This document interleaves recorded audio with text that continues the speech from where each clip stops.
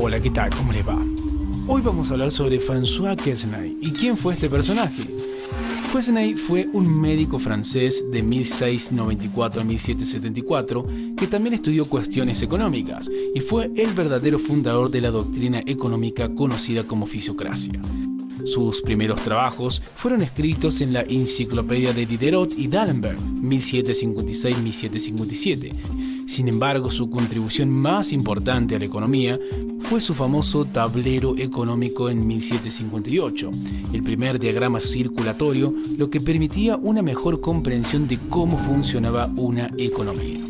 Lo hizo comparando el flujo de ingresos de un país a la circulación de sangre en el cuerpo humano. El cuadro permitió nuevos avances en la materia, tales como el equilibrio general de Leon-Warras y el modelo de entrada y salida de Leontief. Continuemos hablando un poco más sobre Quesnay, particularmente sobre su cuadro económico.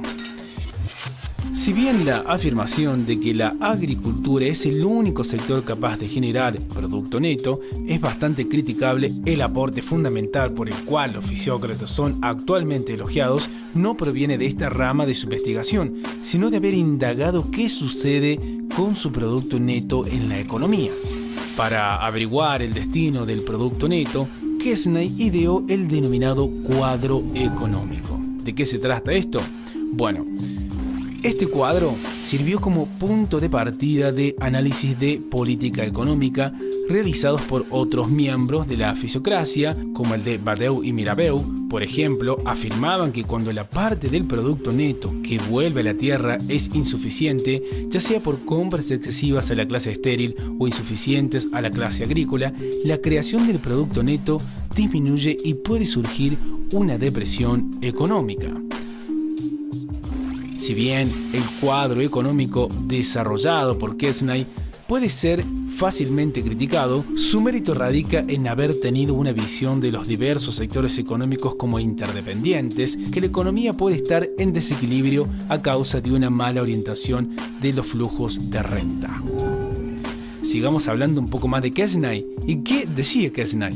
Bueno, Quesnay iba a decir que en un sistema económico en el que los sectores productivos están relacionados entre sí y todos contribuyen a determinar el equilibrio económico del sistema, esta interdependencia se da también entre las tres clases sociales que distingue. Cada una de ellas cumple un papel específico.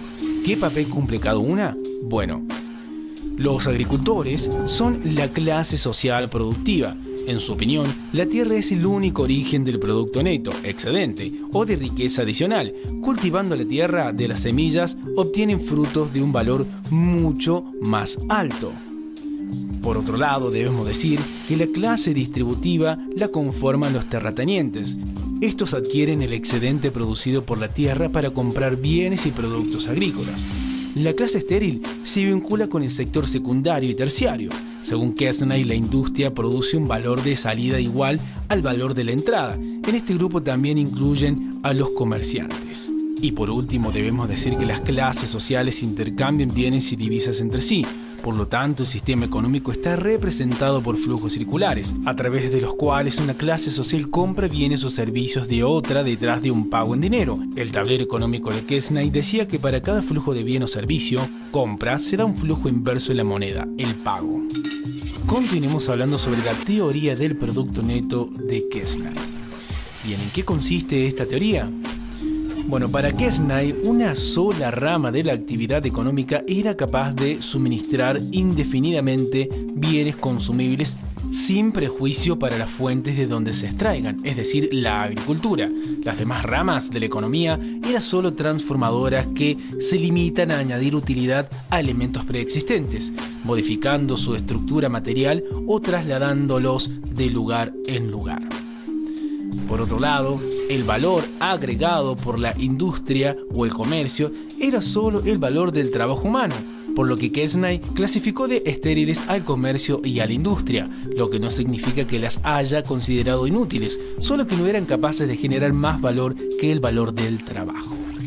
Continuemos hablando sobre la tierra, la fuente de riqueza, según Quesnay. Bueno, Quesnay no consideraba el dinero como riqueza, decía que el dinero en sí mismo era absolutamente estéril, planteaba que solo producía renta a través de un bien que lo produjera.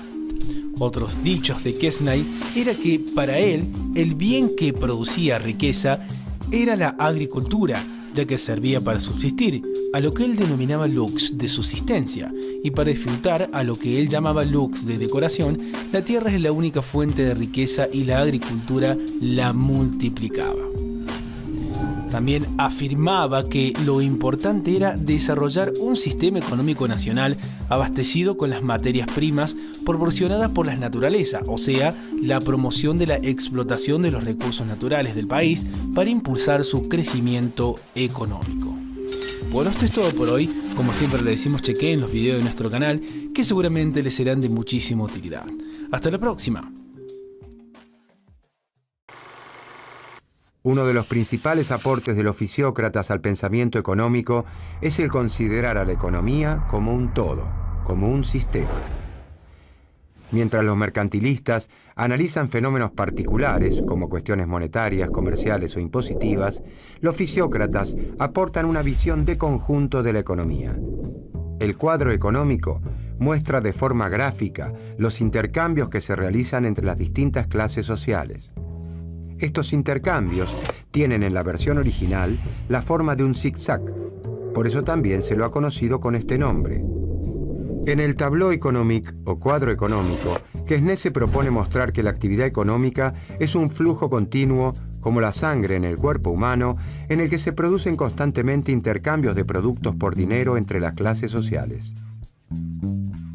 Según el cuadro económico, la clase propietaria representada por el terrateniente recibe un dinero del agricultor en concepto de alquiler de sus tierras, la renta, y no hace más que gastarlo completamente. De acuerdo a la teoría de los fisiócratas, la clase estéril, la artesana, gasta todo su ingreso en su subsistencia y en transformar los productos que recibe del campo, del agricultor, sin agregarle valor en el proceso. El agricultor, representante de la clase productiva, aún después de sus gastos y de los costos para su próxima cosecha, genera un excedente, una renta, que se la debe al terrateniente por utilizar sus tierras para cultivar, ya que él no tiene tierras. Por eso los fisiócratas sostienen que la actividad agrícola es la única que genera riqueza.